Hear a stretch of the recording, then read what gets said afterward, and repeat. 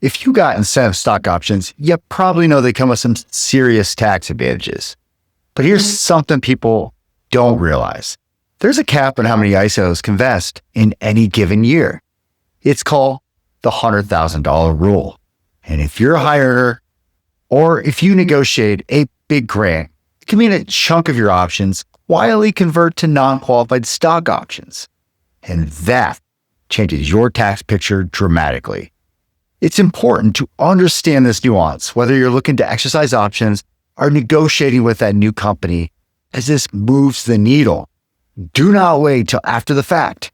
Let me show you now how it works with some real numbers. So what is the 100K rule? The IRS says no more than $100,000 worth of ISOs can become exercisable, meaning they vest for the first time in any calendar year. And here's the part people miss.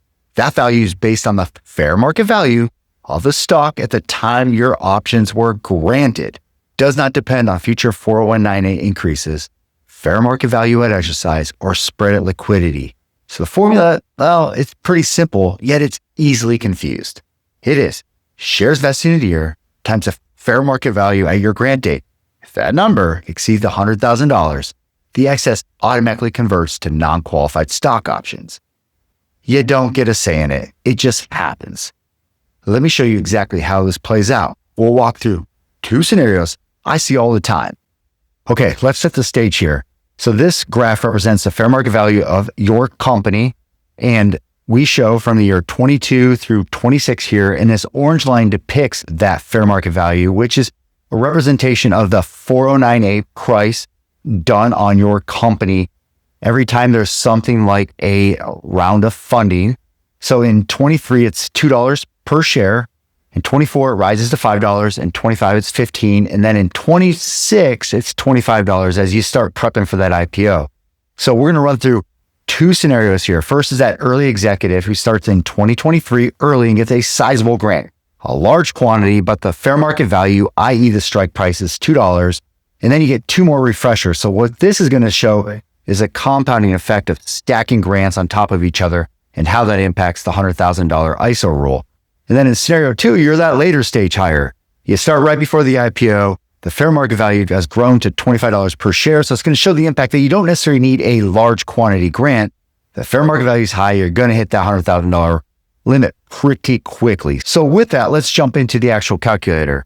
So let's assume you are that early executive. You start with a Series A grant on January of 2023. You get 100,000 shares. The fair market value at grant is $2, which is your strike price. And this never changes, which is super important for this $100,000 rule calculator.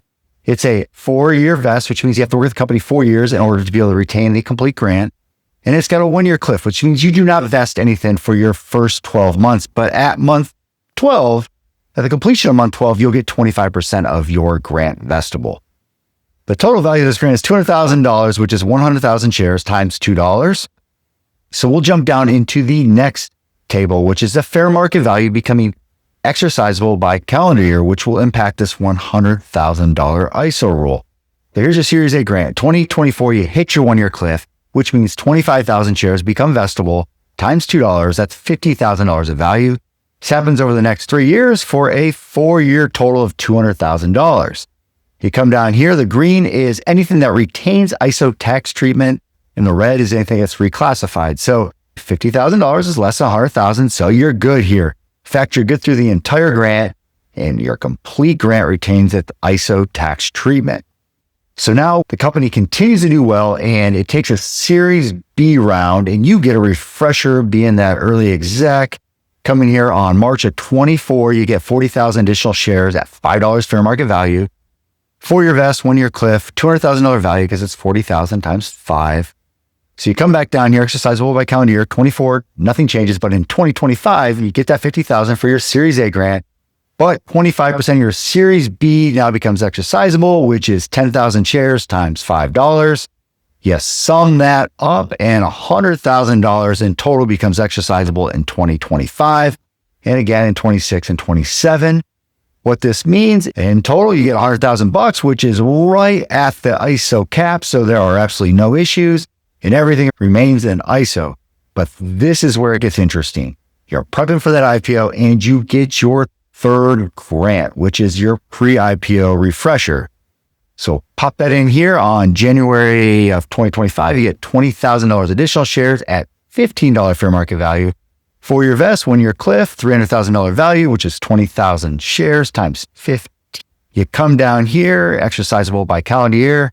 No change in 24 and 25, but in 26, you get 50 from the first grant, 50 from the next grant, but an additional $75,000 exercisable by your pre-IPO refresh, which is 5,000 shares times $15 fair market value. And again in 27. So what this means is you get $100,000. So it's FIFO.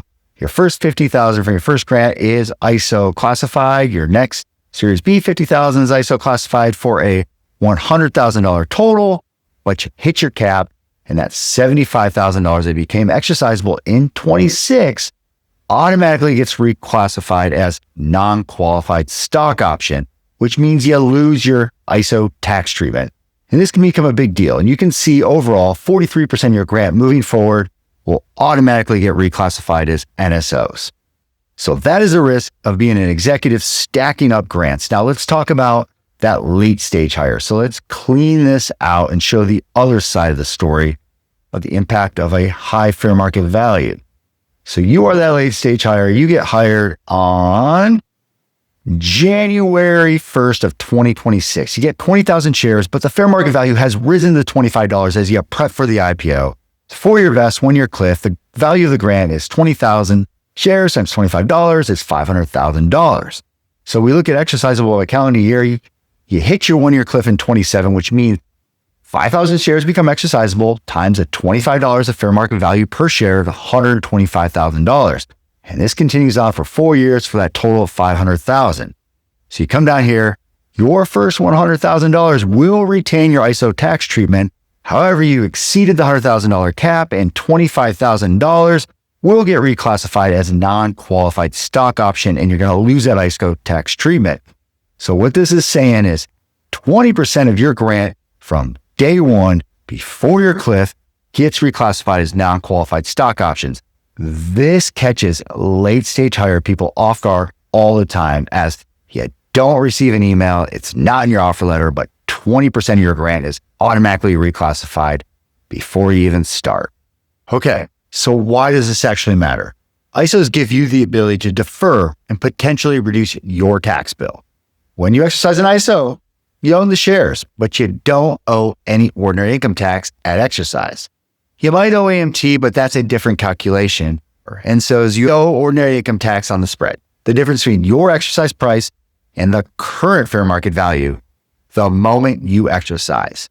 For a higher earner in a state like California or Oregon, that could be a combined marginal rate north of 50% on that spread.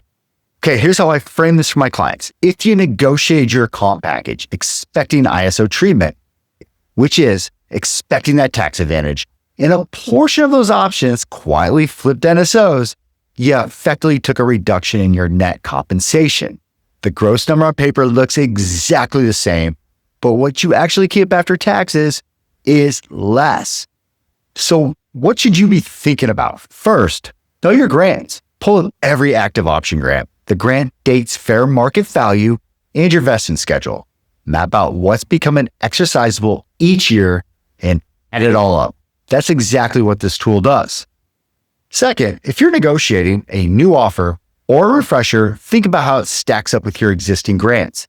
Sometimes adjusting a vest start date or a grant structure can keep you under the limit. And third, this is the big one. Work with someone who actually models this out. The interaction between multiple grants, vesting schedules, exercise timing, and AMT is not something you want to do on the back of a napkin. That's where a good financial planner like me earns our fee. The $100,000 ISO roll is one of the things that sounds like a technicality until it can cost you real money. If you have ISOs, take 15 minutes and check your math.